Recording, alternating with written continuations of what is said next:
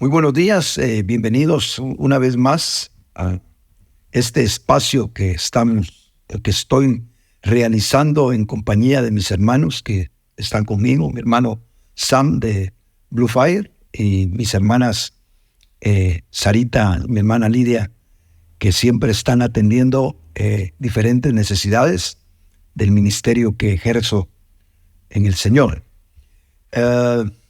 Quisiera esta mañana hacer unas cuantas reflexiones acerca de pertenecer a una iglesia denominacional.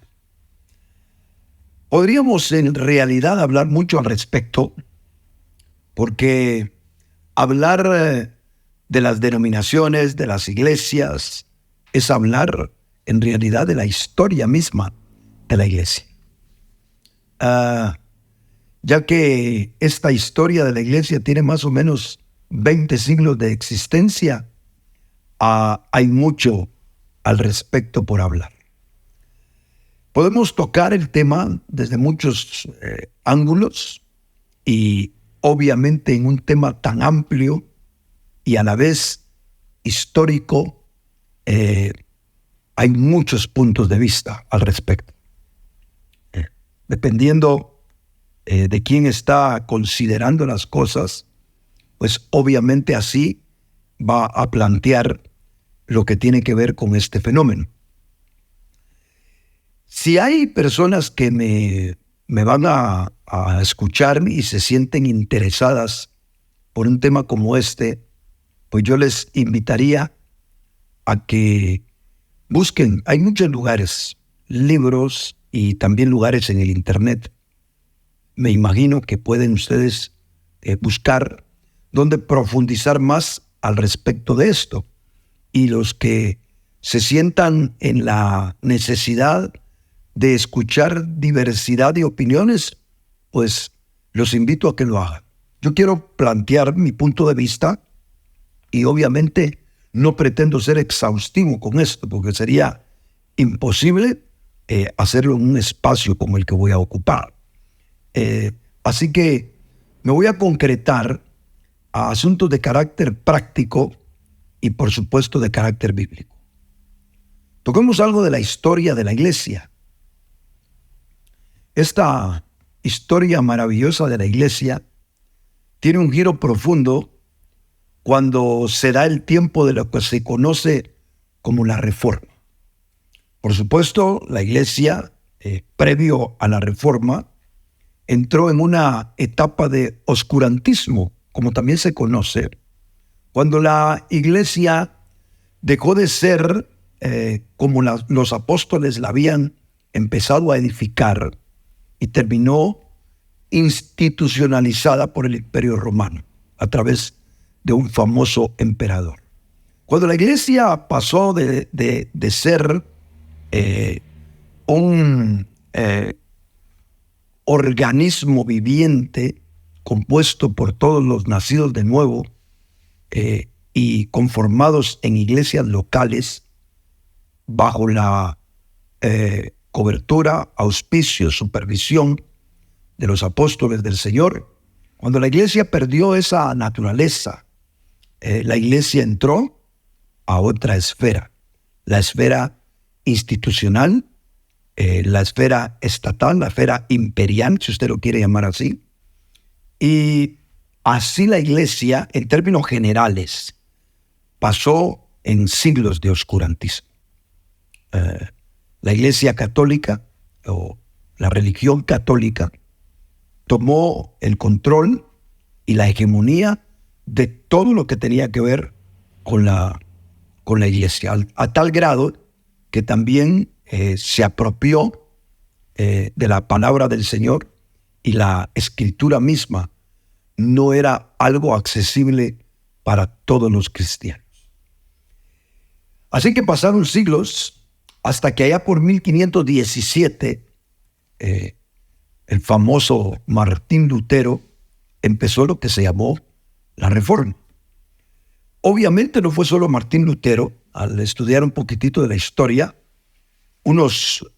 otros más un poquito antes de Lutero y un poco después de Lutero se fueron levantando en diferentes lugares del antiguo mundo, de Europa, y ahí estos líderes empezaron a causar una revolución, separándose de lo que era todo el sistema católico, que pretendía manejar el destino de lo que Cristo había establecido como su iglesia. Así que empezaron a surgir diferentes movimientos dependiendo de los líderes que se habían levantado en diferentes lugares de Europa. Y estos movimientos tuvieron una naturaleza muy específica. El movimiento reformista fue de carácter completamente doctrinal. Y yo quiero aprovechar que tengo aquí a tres personas conmigo, como para dirigirme a ustedes y sentirme un poquito más orgánico, algo como lo que hicimos en otros 2 programas anteriores. Así que permítanme que me sienta que estoy platicando con ustedes. Pues les decía que la naturaleza del movimiento reformista fue de carácter doctrinal. Esto quiere decir que el Señor empezó a despertar verdades tan impresionantes como la famosa verdad de la justificación planteada por Martín Lutero. Menciono esta doctrina porque es la que más diametralmente se estaba oponiendo a lo que planteaba el movimiento católico, donde habían aparecido las doctrinas de la indulgencia y otras cosas más.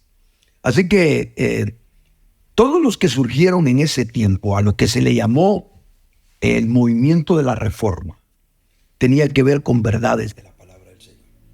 Unas de carácter primario, podríamos decir, y otras más, por supuesto, cuando se empezó a escudriñar más y más la Escritura, de otro carácter, no de segunda importancia o tercera importancia, pero que también tenían su valía para poderlas considerar. Conforme pasaron los tiempos, todos los reformistas, o por lo menos gran mayoría de ellos, trataron de unificarse, sabiendo que cada uno de ellos era un subversivo para el movimiento católico. Entonces trataron de entrar en unificación, en unidad, por los principios básicos que estaban creyendo. Mas, sin embargo, la multiplicidad de doctrinas que empezaron a manejar, empezaron a darse cuenta que no eran compatibles unos con otros. Hubieron divisiones, empezando, solo por poner un ejemplo, porque habría mucho que hablar de esto, con el bautismo de agua. Por ejemplo, el movimiento presbiteriano sigue creyendo en el bautismo de infantes, como lo hace el movimiento católico. Pero otros movimientos no creían en el bautismo de infantes, sino en el bautismo como lo creemos nosotros después de la conversión. Y solo eso ya fue motivo para una separación. Las opiniones en cuanto a la cena del Señor fueron otro gran motivo. Cosas que hoy tal vez nosotros ya ni siquiera tocamos, porque también ya vamos a hablar un poquito de las decadencias del tiempo de hoy. Pero en aquellos entonces hablar de la sustanciación de los elementos de la cena del Señor, o la consustanciación, o sea, tiene los elementos del pan y el vino la esencia del Señor, o solo son un símbolo. Ese tipo de debates hicieron que los diferentes movimientos, con los líderes a la cabeza, se empezaran a separar, y así se formaron lo que podríamos decir nosotros es el nacimiento. Años después, y para algunos fue allá por 1529, o sea, de 1517 a 1529, ni siquiera 15 años después estaba dándose la primera separación ya muy oficial, en la que cada uno de los líderes agarró por su lado a formar su movimiento, y diríamos que ahí precisamente nacieron las denominaciones. Así que las denominaciones nacen. ¿Y qué son en sí las denominaciones? Son movimientos que tienen una manera particular de exponer, actuar, dirigir, administrar, etcétera, todos los asuntos de la iglesia, convirtiéndose en su fundamento inamovible y no negociable. En otras palabras, las denominaciones nacen cuando la iglesia o los líderes pretenden hacer inflexible lo que ya alcanzaron a entender, sea bueno o sea malo. Después de eso, de ese movimiento que indiscutiblemente todos tendríamos que por lo menos más o menos visualizar en la historia y concretarlo en un momento dado en nuestras mentes. Después de esto, la iglesia se fue desarrollando en ese estilo, en lo cual, si nosotros analizamos, la iglesia salió de las malas doctrinas católicas y se fue depurando en algunos casos, ¿verdad? En otros, pues no tanto, pero se fue depurando doctrinalmente sin dejar el fundamento y la naturaleza institucionalizada que había adquirido el movimiento católico. De manera que después del tiempo de la Reforma, todo era: ¿qué otra verdad me puede dar el Señor, los líderes, a buscar, a indagar? ¿Qué otra verdad podía tener yo? Con lo cual, tener un argumento para dividirme, separarme y formar mi propio movimiento. Cuando la iglesia se fue asentando, especialmente en Europa, se consolidaron una vez más las iglesias nacientes, reformistas, y se fueron aliando una vez más con los gobiernos de los reinos y de todo lo que existía en Europa, a conveniencia también de muchos de ellos. Así que algunos dejaron la autoridad papal y se aferraron a la autoridad que ahora tenía un movimiento específico a lo que se conoció como la iglesia estatal, o sea, la iglesia auspiciada por el Estado. Entonces, eso institucionalizó a la iglesia, y la iglesia encontró que se iba desarrollando, y los años y los siglos pasaron, pero bajo ese mismo formato. Entonces, lo que iba cambiando en realidad en la iglesia eran los puntos de vista, las doctrinas, etc. Pero diríamos que la iglesia estaba cambiando el vino, mas no el odre. Se mantenía el mismo esquema, y por eso nosotros, o cualquier persona que estudia un poquito de la historia de la iglesia, y ve sin la presión de ser cristiano o algo por el estilo, o ser católico, o ser evangélico, lo que sea, ve la historia de la iglesia y ve una continuidad entre lo que le sucedió al movimiento católico y lo que le sucedió al movimiento reformista, solo que ahora una nueva versión o un nuevo despertar o un fraccionamiento de lo que en algún momento dado el movimiento católico había tenido en control, y que ahora se estaba fraccionando en diferentes grupos, pero que mantenían ideológicamente la misma manera de estructurar las cosas. Escasamente vemos en la historia, si fuéramos un poquito más dedicados, escasamente vemos en la historia movimientos o iglesias que se salieran del contexto de lo que se había aprendido. Yo agradezco al Señor porque creo yo que el movimiento de la Reforma fue un movimiento patrocinado por Dios, accionado por Dios. Mas, sin embargo, el interés,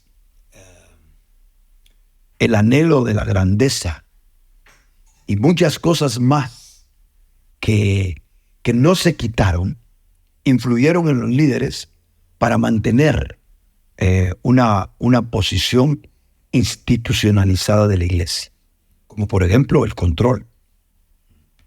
Ahora ya no es el Papa el que tiene el control de todo, pero yo ya le quité un pedacito al pastel y ahora yo soy el que controlo ese pedacito del pastel. Así que así creció, así se desarrolló la iglesia. Bendita la misericordia de Dios, se alcanzaron grandes cosas.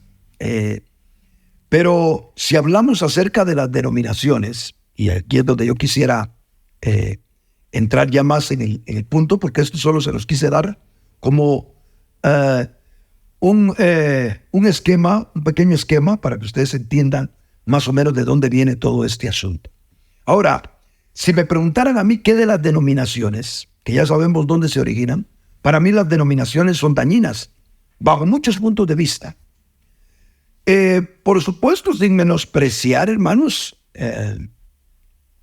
el contenido de tantas verdades, que eso sí, hubieron hombres de Dios que pagaron con precio de sangre el levantar la bandera de la verdad de Dios en esto.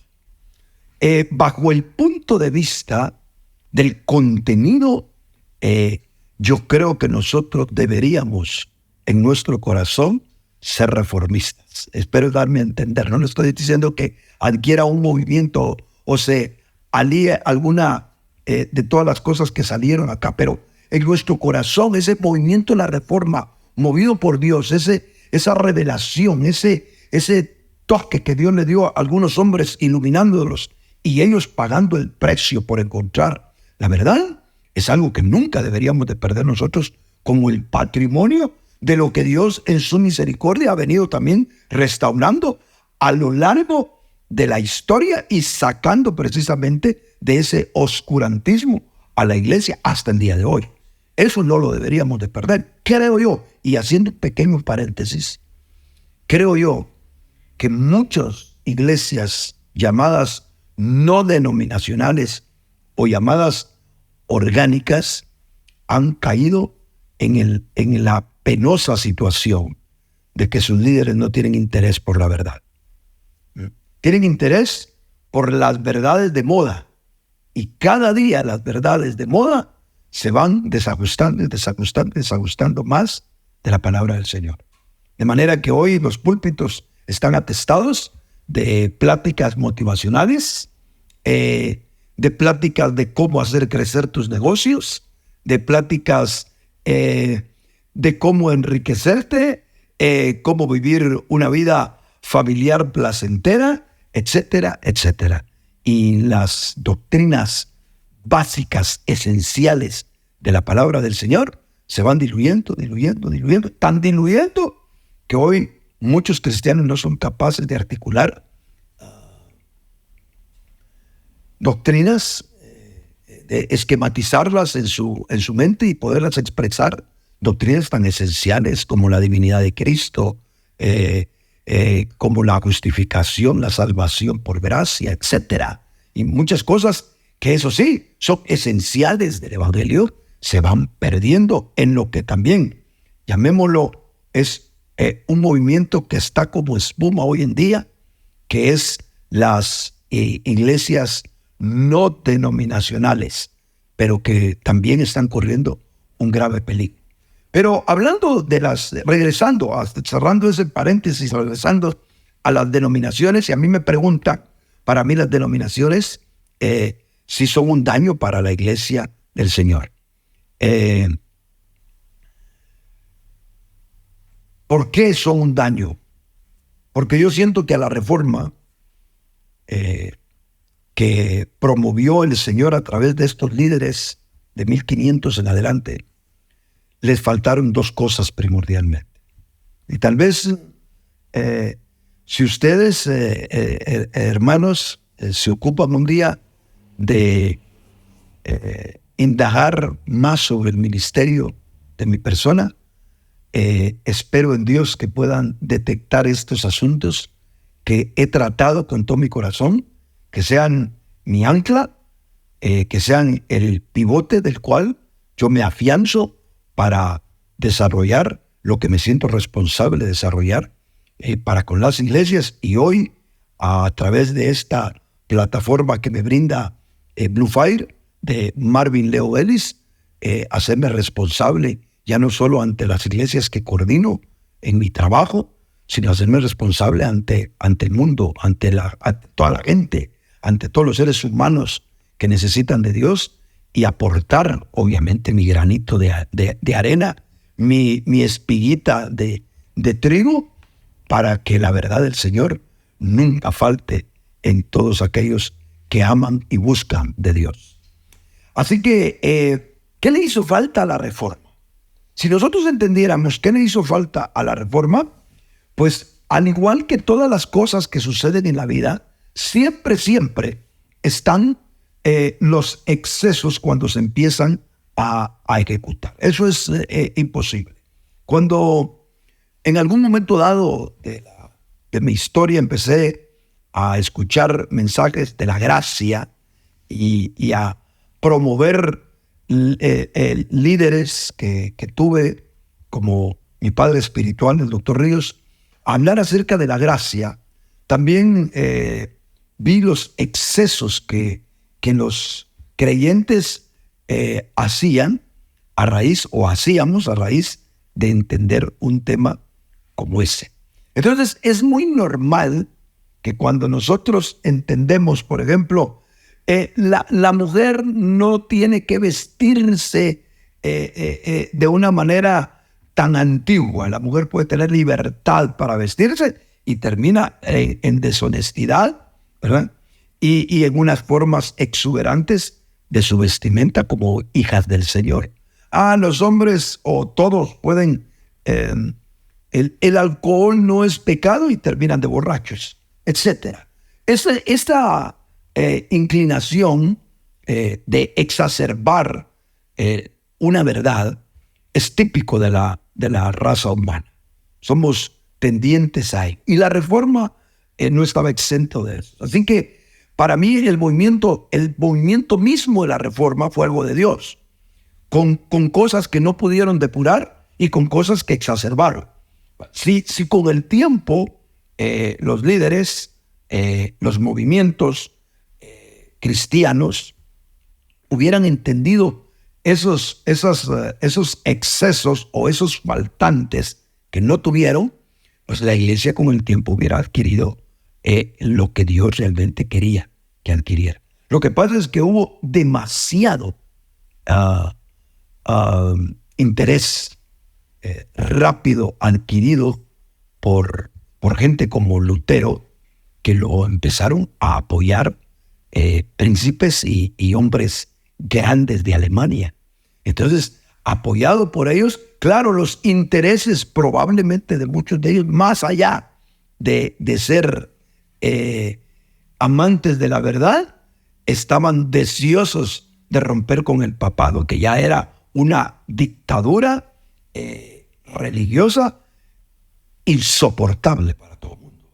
Entonces, aprovechar a estos hombres que estaban empezando, tenían el valor de oponerse, como lo hizo Martín Lutero con sus famosas 95 tesis, aprovecharse de estos hombres con valor le fue útil para muchos líderes políticos de aquel entonces. Así que la iglesia rapidito obtuvo beneficios, los líderes y los movimientos obtuvieron beneficios tan grandes que no los pudieron desperdiciar. La iglesia anglicana, por ejemplo, auspiciada ya por todo por Inglaterra misma, recibía propiedades, recibía dinero, todos sus líderes, cualquiera que se ordenaba como ministro en la anglicana, pues ya tenía asegurado su futuro y vivir bien, etcétera, etcétera, etcétera. Y todo ese tipo de cosas hicieron que los faltantes no los obtuvieran. Al seguir adquiriendo los faltantes que la reforma en sí misma no había obtenido, le iba a traer cuantiosas pérdidas a los nuevos movimientos. Entonces, todo ese tipo de cosas hicieron que se mantuviera la naturaleza institucionalizada de la iglesia. Pero es aquí donde está el mayor de los problemas, porque la iglesia no nació institucionalizada. Recuerden lo que les dije al principio, que la iglesia en manos, en el seno del mundo del Imperio Romano, realmente murió. Bueno, si podemos usar la palabra, la iglesia murió en su naturaleza orgánica y se convirtió en una institución religiosa que contenía cristianos, pero en sí misma la estructura, la naturaleza de la iglesia se había perdido cuando el Imperio Romano la tomó y la institucionalizó. Así siguió. Entonces, cuando vino la reforma, ese punto no cambió.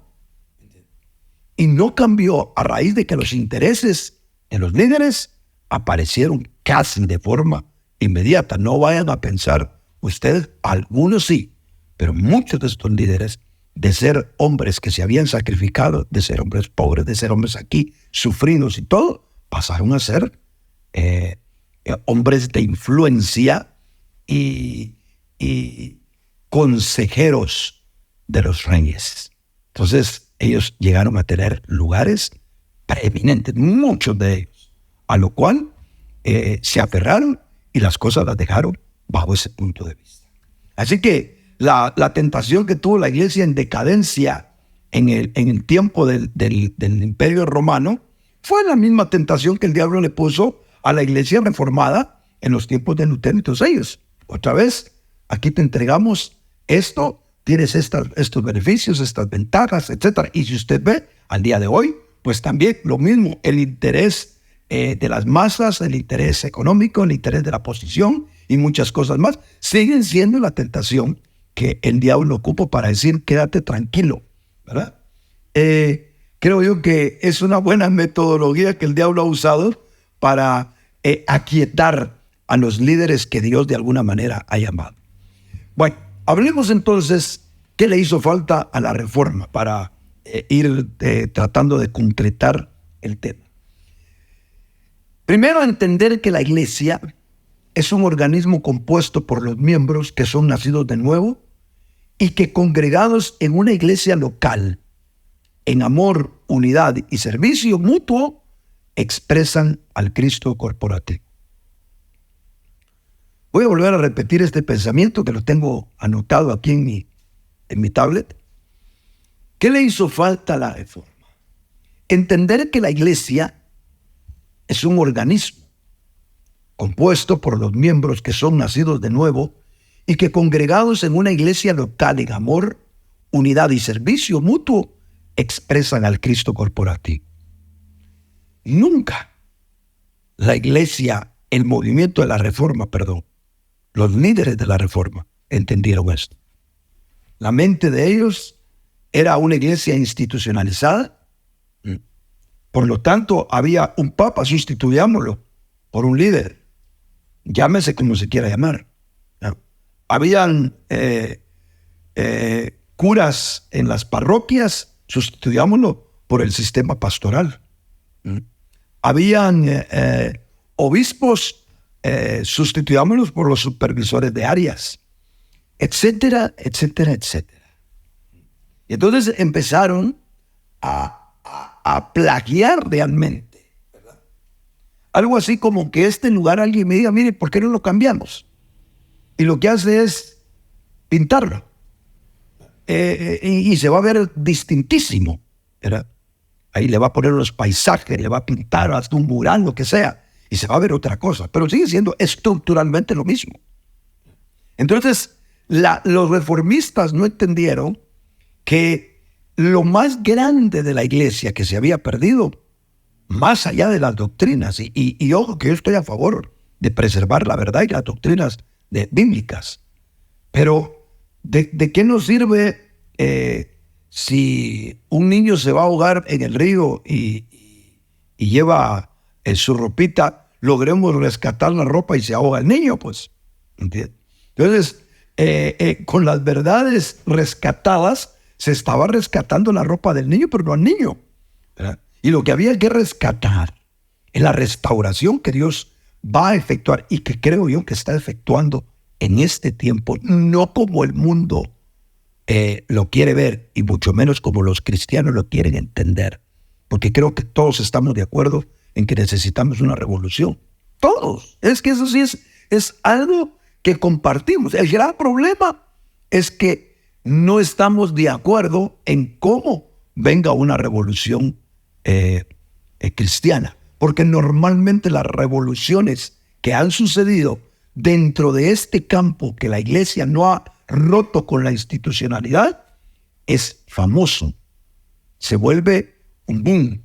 Entonces todos estamos esperando, todos los cristianos de hoy, sedientos de que algo pase, decepcionados y frustrados con toda la institucionalidad, y dicho sea de paso, según estudios que hacen especialmente en los Estados Unidos del movimiento evangélico, el descenso que una denominación que es la más grande en los Estados Unidos, ni tenemos idea nosotros de cuál es, pero es la más grande, en los últimos 10 años ha tenido un descenso después de crecer y crecer y crecer y crecer. Ahora ha tenido un descenso de sus miembros. Y la razón que han tratado de encontrar los que investigan esos fenómenos sociales, religiosos, es que la gente ya es apática a las instituciones. En realidad el mundo hoy es apático a los gobiernos, es apático a los sistemas, es apático a todo lo que es popular y que está hegemonizando de alguna manera algo de la población mundial. La gente se ha vuelto desconfiada de todo eso, ¿verdad? Los políticos han contribuido a eso, los líderes religiosos también. Entonces, la gente está apática. Todos estamos esperando un tipo de revolución. El único gran problema es que estamos esperando una revolución un boom tan impresionante que nos atraiga. Y cuando aparezca la revolución, lo que ya está gestándose para mí, en el siglo XIX, se empezó a gestar un movimiento que cambiémosle de nombre y me apunto a ese nombre, el recobro del Señor. Y no estoy pensando solo en dos chinitos famosos, y digo así solo no porque no lo respete, al contrario, solo porque así lo mencionan algunos. Dos hermanos maravillosos para mí, como fue Watchman Nee y Witness Lee, que creo yo que son promotores directos de un movimiento que le podríamos llamar el recobro del Señor. O sea, recobrar aquello que no logró la reforma restaurar. Entonces, yo pienso, mis amados oyentes, que la iglesia, el tiempo de la reforma no logró rescatar la naturaleza de la iglesia, sino la dejó siempre a nivel institucional, creyendo en la iglesia, que hay que nacer de nuevo, todas las verdades que usted se puede imaginar, pero que a la hora del desarrollo de mi persona como cristiano, yo debo estar en alguna institución. Es más, la iglesia institucionalizada, y tal vez algunos que me estén escuchando aquí me van a decir, si usted no pertenece a alguna institución, usted anda en la calle, don Marvin Leo Vélez, ¿verdad? Es lo más probable que usted esté pensando.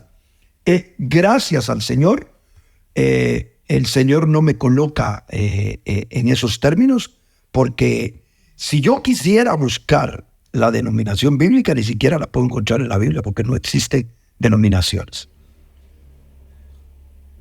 Así que lo que había que rescatar, que no rescató la Reforma fue entender que la iglesia es un organismo.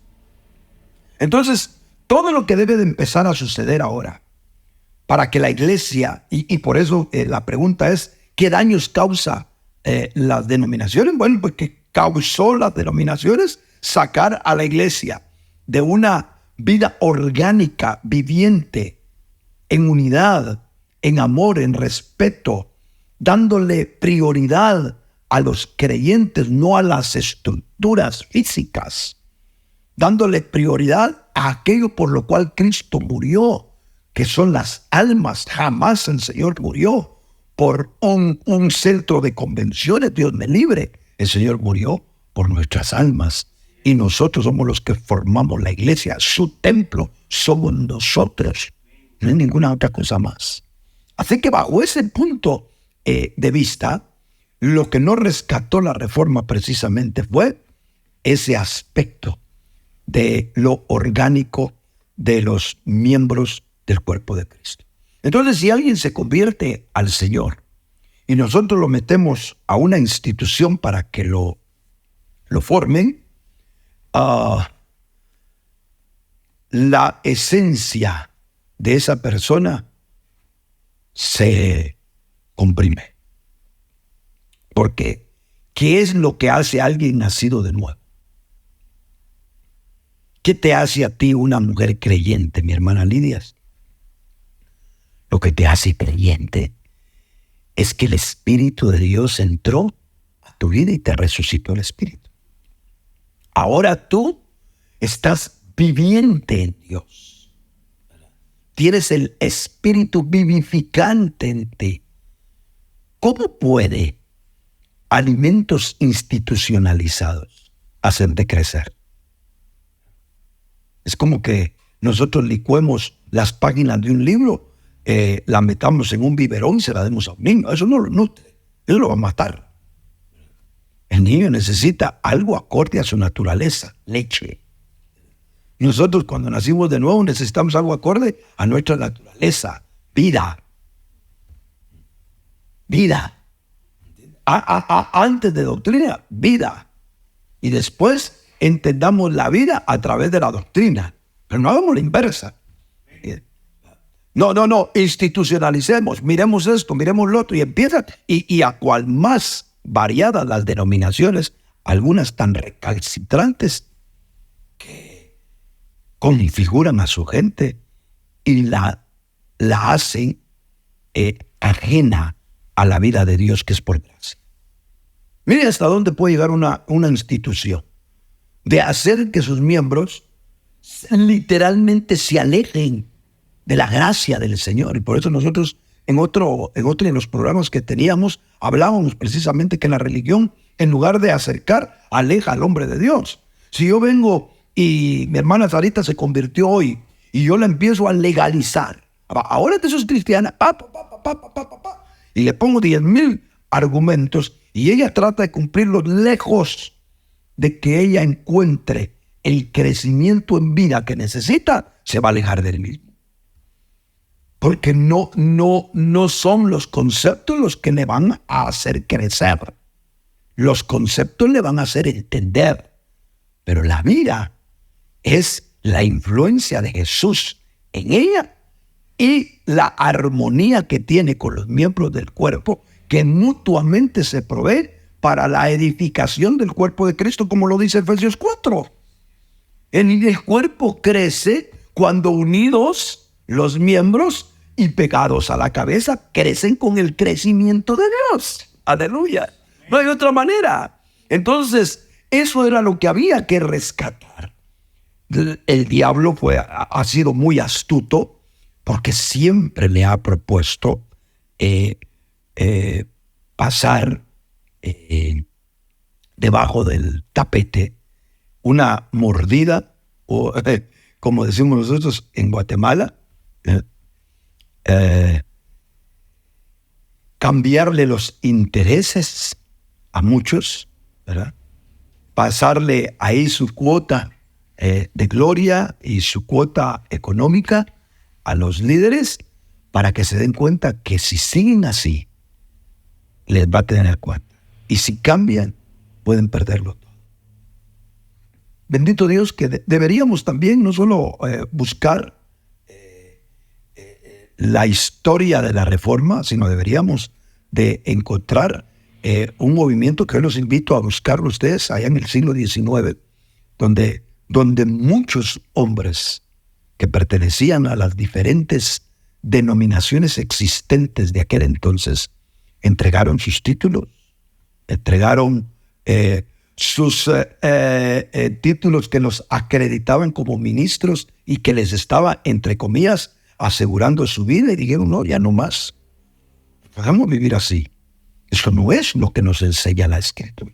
Y tuvieron el valor de dejar eso y arrancar un movimiento que obviamente no tuvo el empuje. Es más, algunos de los que me están escuchando tal vez nunca han oído escuchar de un movimiento como ese, que se llamó el Movimiento de los Hermanos. Algunos lo llamaron así. Ni siquiera lo hemos oído mencionar, precisamente porque la verdadera revolución que Dios está esperando no es fama. Es que la fama la que hace que la iglesia no revolucione. Así que, por un lado, a la Reforma le hizo falta entender que la iglesia era orgánica. Lo otro, también a la Reforma le hizo falta entender que la manera de desarrollo, crecimiento y expresión de la iglesia está contenida en la persona del Señor, quien nos ha dado su vida, y en la revelación de la economía que Dios mismo reveló por su palabra en el Nuevo Testamento. No tengo que explicar este detalle y creería yo que con eso estaría terminando este segmento. Por favor, pónganme su atención. Por un lado, la Reforma tenía que entender, aunque fuera con los años, que la iglesia es un organismo viviente, no una institución. Y que había que entender que la manera de desarrollo y crecimiento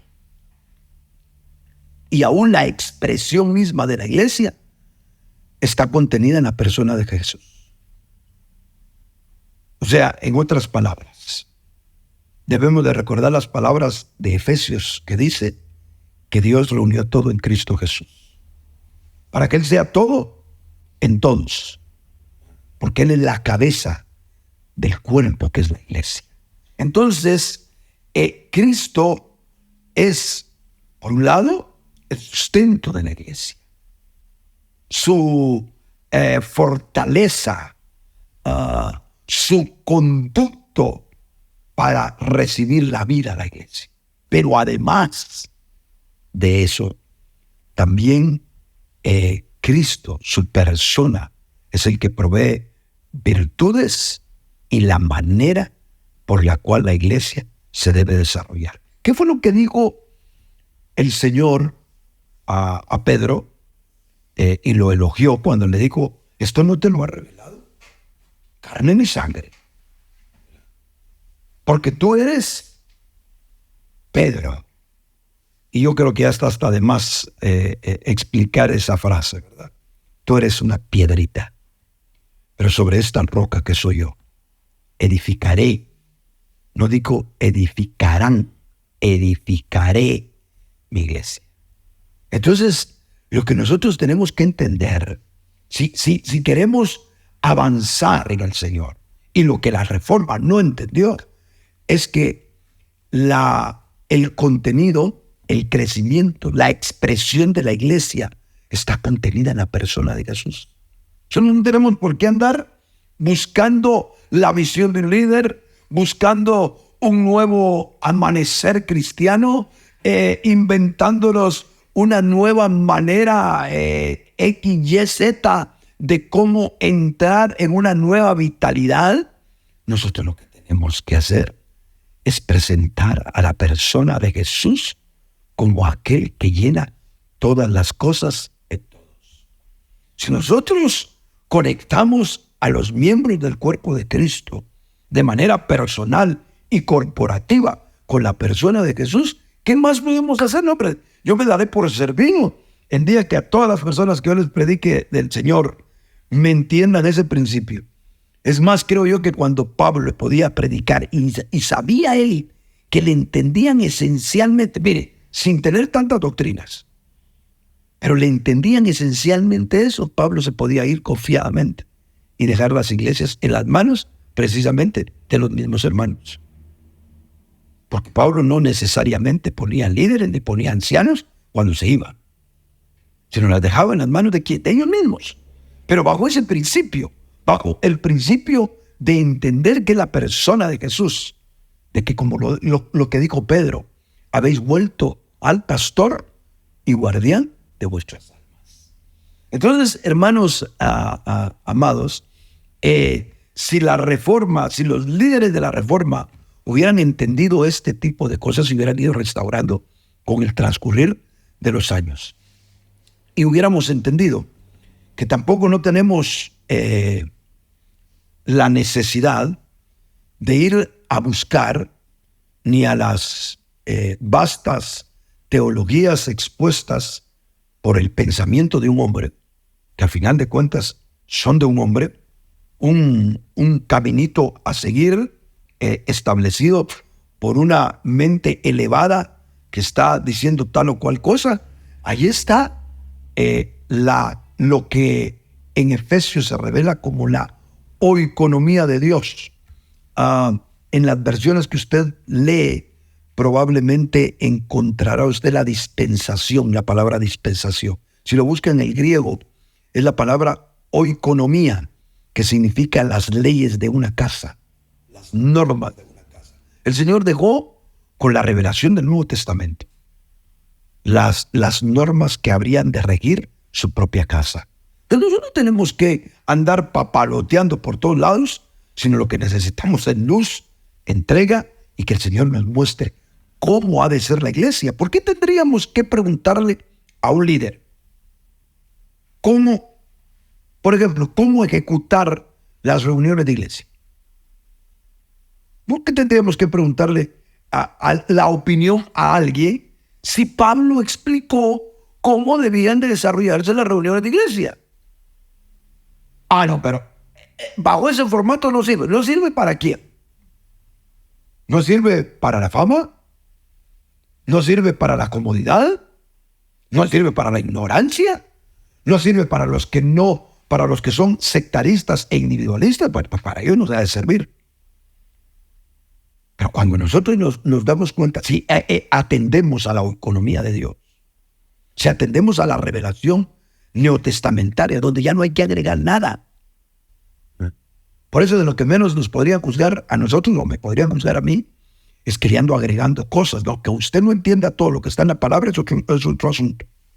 Pero tratamos en lo más que se pueda y dejar al riesgo de cada quien las opiniones que pueda tener con respecto a cualquier otra cosa que no esté en la palabra. Porque mi deber no es orientarle a usted en lo que la Biblia no dice, sino más bien explicarle a usted lo que la Biblia dice. Pero es que yo no veo la Biblia otra cosa. Bueno, pues arriesguese usted a buscar por otro lado. Pero no le voy a explicar yo lo que no veo en la palabra del Señor. Así que la iglesia, después de la Reforma, tenía que entender, por un lado, que la iglesia era un organismo. Por el otro lado, tenía que entender que el desarrollo y la expresión de la iglesia es fundamental entenderlo y desarrollar ese crecimiento en base a toda la revelación que la oikonomía de Dios nos presenta en el Nuevo Testamento. Diríamos que ese fue el trabajo básico de los apóstoles. Los líderes de hoy no son llamados a exponer su visión o sus maneras administrativas de manejar la iglesia. Llegamos a los puntos tan descarados de meter administración, motivación y cuántas cosas más. Hasta los líderes de hoy se ven impulsados a estudios de otras esferas, a estudiar otros aspectos ajenos a la palabra del Señor y darlos como el fundamento que deben de tener los cristianos para estar bien. Yo no estoy en contra de instruirnos. Yo soy un autodidacta, así me considero. Y tratamos en lo más que se pueda de mantenernos estudiando, aprendiendo de muchas personas, aún de personas que exponen en sus libros o en sus pláticas temas que no son de índole cristiano, pero que son serios y hasta de índole científico, si usted quiere. Así que yo no estoy en contra de todo lo que los hombres puedan opinar, pero me dedico a predicar la palabra del Señor, porque creo yo que es la antorcha que alumbra como en lugar oscuro hasta que el día de la mañana aparezca, hasta que el lucero, de la mañana aparezca en nuestros corazones. Así que los líderes no somos llamados a administrar, a poner nuestra visión, sino sencillamente a edificar conforme lo hicieron los apóstoles y dejar que sea Dios quien se encargue de su iglesia. Recordemos que Dios la ha sostenido sin usted y sin mí. Porque si usted tiene 80 años y me dice, mire que aquí tengo 90 años de perseverar, bueno, pues digamos que ha sostenido la iglesia 90 años, pero la iglesia tiene 20 siglos, así que no es nada. Entonces, ¿quiénes somos nosotros? El que realmente sostiene su iglesia es Jesús. Y la seguirá sosteniendo cuando usted y yo seamos un poquito de polvo y nuestros espíritus en el nombre de Jesús estén gozándose en la presencia del Señor. Cuando estas cosas no se hacen, la iglesia deja de ser un organismo vivo, se convierte en una organización, en una institución religiosa, ya sea buena o mala, porque la gente está queriendo evidenciar que las instituciones, dependiendo, es que hay instituciones buenas, no hay ni una sola institución en su naturaleza buena para la iglesia. El hecho de que yo les dé un buen concentrado a mis perritas no le garantiza a usted que si se lo come usted le vaya a caer bien. Simple y sencillamente, ¿por qué? Porque su naturaleza no es de perro. Así que lo que comen mis perros no se lo voy a dar a comer a usted, porque usted tiene otra naturaleza. No es asunto que si las instituciones son buenas, si los líderes son buena gente, si son santos. No es eso. Usted no vive, perdónenme, usted no vive de la santidad mía. No vive tampoco de la institucionalidad. Usted vive de la vida producida por el Espíritu Santo en su espíritu. Y hacia eso apúntele, que se desarrolle. Viva con el Señor, con la persona de Jesús y aprenda a tener comunión con sus hermanos en la esfera del cuerpo, no en la esfera de la amistad, no en la esfera de la institución, sino en la esfera del cuerpo de Cristo. La iglesia termina, bajo esos puntos de vista, convirtiéndose en una organización, en una institución religiosa, que como le dije, ya sea buena o sea mala, le quita la naturaleza con la cual el Señor decidió edificarla. Y no es así como se edifica la iglesia. Por eso vuelvo a decir, las denominaciones sí dañan a la iglesia. A nivel institucional, me gustaría decir algunas cosas más leyéndolas que expresándolas, porque haría muy largo este segmento, que aunque no tenemos tiempo para hablar, eso sí, por primera vez me voy a sentir libre de no estar desde un púlpito, me siento atrapado con el tiempo, aquí no me quiero sentir así, mas sin embargo, hay ciertas cosas que creemos que son obvias y lógicas que no van a entrar en repetición. Déjenme hacerle un resumen que me tomé la libertad de escribir brevemente para darme a entender mejor con ustedes. Las instituciones le niegan el derecho a la iglesia de vivir por la vida de Jesús porque la hacen dependiente de ella. Y por eso yo pienso que las denominaciones dañan la naturaleza de la iglesia.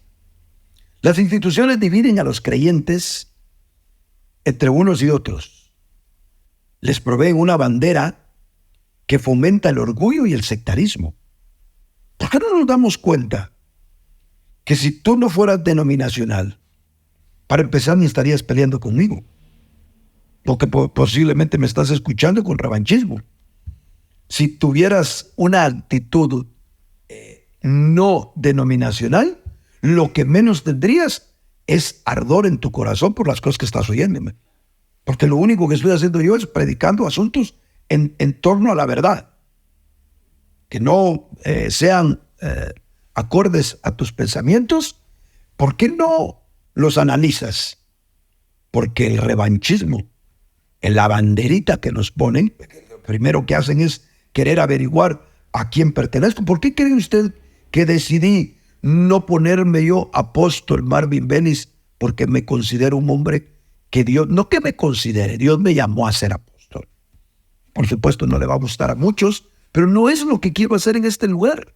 No quiero, desde esta plataforma no es lo que quiero hacer. Por eso es que decidí presentarme en este canal y decir Marvin Leonel Bellis. ¿Por qué no me permites tú que te exponga y antes de emitir un juicio analizas? La razón por la cual no podemos analizar muchas veces es porque lo primero que queremos detectar es de dónde viene, de dónde es, de dónde salió. Y dependiendo si hay una conexión con lo tuyo, aplaudámele aunque sea saber quién, o aunque diga la estupidez más grande del mundo. Pero si no es así, ya hay un choque. ¿Qué a cuenta de qué? Si te digo que creo en Cristo, si te digo que nací de nuevo, que me encontré con Jesús, que creo en la justificación, en la salvación por gracia. ¿Dónde es el choque? Si el Cristo que tú tienes lo tengo yo, y el Espíritu que tienes lo tengo yo, y la sangre que te limpió tus pecados me los limpió a mí, que no hubiéramos armonía, porque no nos permite, porque las instituciones nos regalaron una banderita. Yo la tuve por muchos años. Y quien no pertenecía a mi institución, una patada. Fuera. Porque eso hacen las instituciones, divide. Nos dan una bandera para fomentar el orgullo y el sectarismo. Mientras que Cristo oró al Padre pidiendo que todos los que creyeran en Él fueran uno. Las denominaciones están sectorizando al cuerpo de Cristo.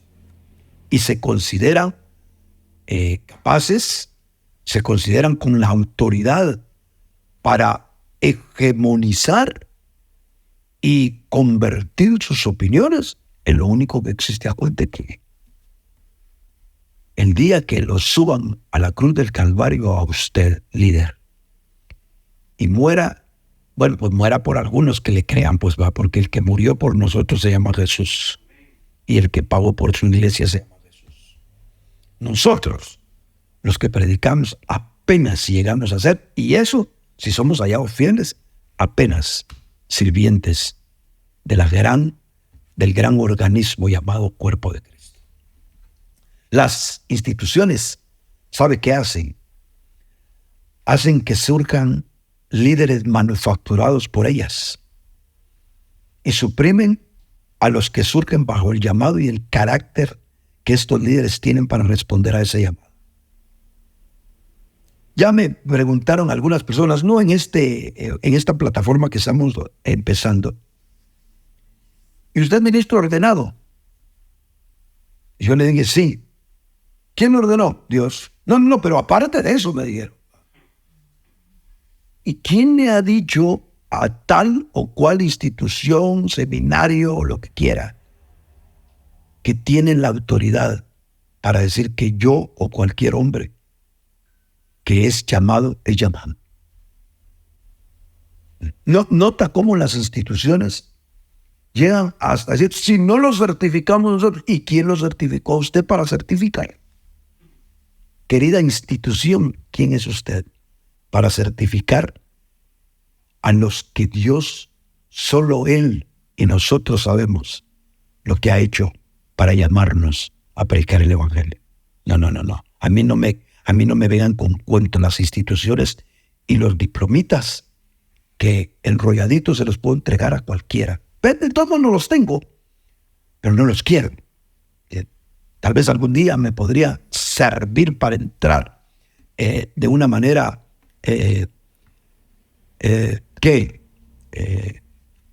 no sé cómo decirle, pero no creo que me sirvan en la realidad. Ya analizándolo ahorita no me va a servir. Así que no los quiero, porque tengo tal sello del llamado de Dios. Un sello que sí, puedo ponerme a la par de Pablo, llevando en mi cuerpo las marcas del llamado. Y que venga a mí aquí una institución a decirme, todavía le falta qué.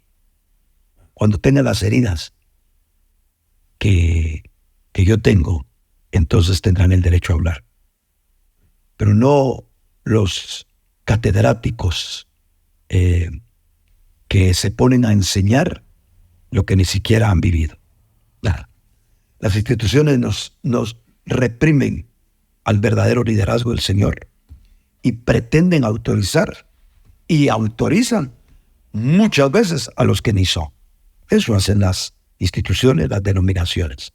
Las instituciones, por último, le quitan lo orgánico a la iglesia, la matan y la convierten precisamente en una institución. Dios les bendiga.